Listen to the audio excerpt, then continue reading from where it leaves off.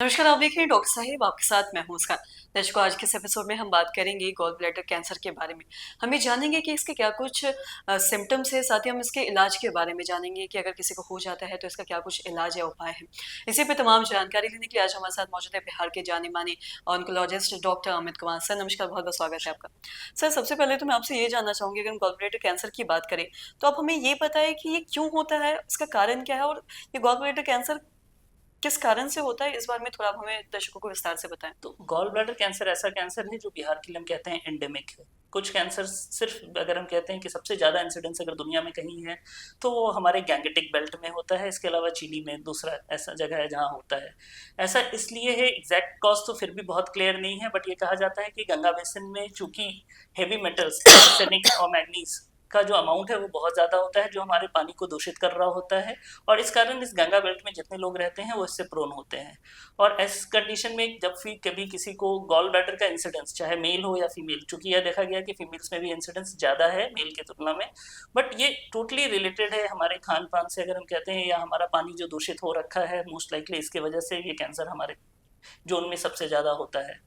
और इस कैंसर का जो मेजर रीज़न है, अगर इसके अलावा हमें कुछ और पता नहीं चलता है, गॉल स्टोन्स जो सबसे नेक्स्ट कॉमन चीज़ होता है कि अगर आपके गॉल ब्लैडर में स्टोन है और ये लंबे समय तक रह रहा है तो एक चांस है, क्योंकि अगर और खासकर अगर आप इस बिहार के जोन में हैं तो आपको फिर उस कंडीशन में बहुत डिले नहीं करनी चाहिए। अगर थोड़ा भी सिम्टम उस स्टोन की वजह से है तो ऑपरेट करा लेना ज़्यादा बेटर होता है, क्योंकि वो धीरे धीरे इरिटेट करके गॉल ब्लैडर कैंसर की संभावना उससे ज़्यादा हो जाती है।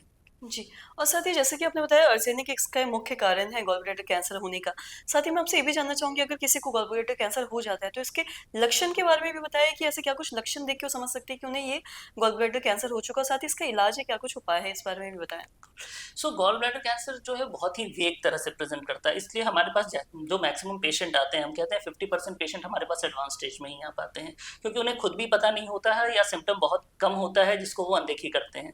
तो इसमें जो मेजर सिम्टम होता है वो गैस्ट्राइटिस का पेशेंट को लगता है कि उनको गैस्ट्राइटिस हो रहा है, गैस हो रहा है, उनको कभी खाने पचने में दिक्कत हो रही है, तो और या पेट में थोड़ी सी उनको बुन लगती है। बट इस सिम्टम को वो कभी भी कोरिलेट नहीं कर पाते हैं और बीच में कभी भी उनका अल्ट्रासाउंड या ऐसा कोई स्कैन नहीं होता है जिससे उन्हें पता चलता है। और जब तक उनका पेन, जो हम कहते हैं कि गॉल ब्लैडर एरिया में जब पेन आता है, तब तक चीज़ें बहुत एडवांस हो चुकी होती हैं। तो अगर कभी भी, वही हमने कहा कि कभी भी अगर आप अर्ली स्टेज में अगर आपको कोई भी सिम्टम है, चाहे गैस्ट्राइटिस ही है, अगर आपको हो रहा है और अगर वो ठीक नहीं हो रहा है दवा से, तो एक अल्ट्रासाउंड या किसी भी फिजिशियन या सर्जन से मिलने की ज़रूरत होती है और आप टेस्ट कराएं तो आपको पता चल जाएगा कि ऐसी कोई तकलीफ है भी या नहीं है। अगर आपको गॉल ब्लैडर कैंसर हो गया है तो उस कंडीशन में फिर हमें देखते हैं कि स्टेज क्या है। अगर ये अर्ली स्टेज में है, जिसे हम कहते हैं कि ये स्टेज करने के लिए हम पेशेंट का सीटी स्कैन या पेट स्कैन करके देखते हैं, और अगर ये अर्ली स्टेज में हो रहा है कि मतलब बीमारी सिर्फ गॉल ब्लैडर तक ही सीमित है, तो उस कंडीशन में सिर्फ ऑपरेशन से ही इलाज संभव हो जाता है। अगर उससे थोड़ा एडवांस होता है तो उसमें ऑपरेशन के बाद हम कीमोथेरेपी भी देनी पड़ती है, जो अगले 4 से 5 महीने चलता है। उसके बाद उनका इलाज बिल्कुल हो जाता है और वो ठीक हो जाते हैं। बट हाँ, अगर आप ये एडवांस स्टेज में जा रहा है तो उस कंडीशन में जो मेजर ट्रीटमेंट है, तो इट ओनली गोज विथ कि उस कंडीशन में फिर आपको कीमोथेरेपी ही या टारगेटेड थेरेपी या इम्यूनोथेरेपी का सहारा लेना होता है। जी, और साथ ही जैसा कि आपने बताया कि पानी, ऐसा पानी पीने से जिससे आर्सेनिक ये सब हो, उन लोगों में ये ज़्यादा देखा जाता है, लेकिन जो लोग शहर में रहते हैं, साफ़ पानी पीते हैं या फिर फ़िल्टर पानी पीते हैं, तो क्या उनमें भी ये ज़्यादातर देखा जाता है या उनमें कम पाया जाता है ये बीमारी? नहीं, सो रूरल एरिया या अर्बन एरिया में ऐसा कोई डिफरेंस है, ऐसा नहीं है, क्योंकि जो पानी हम फिल्टर आउट भी कर रहे हैं उसमें जो मेटल एलिमेंट है या आर्सेनिक है या जो भी है, ये फिल्टर आउट समहाउ नहीं हो पाता है। हम इन्फेक्टिव कंपोनेंट को तो जरूर फिल्टर आउट कर लेते हैं, बट एग्जैक्टली अगर हम कहें कि मेटालिक कंपोनेंट हम हमारे फिल्टर्स कर पाते हैं, ऐसा नहीं है। तो ये इंसिडेंस मोर और लेस सेम है।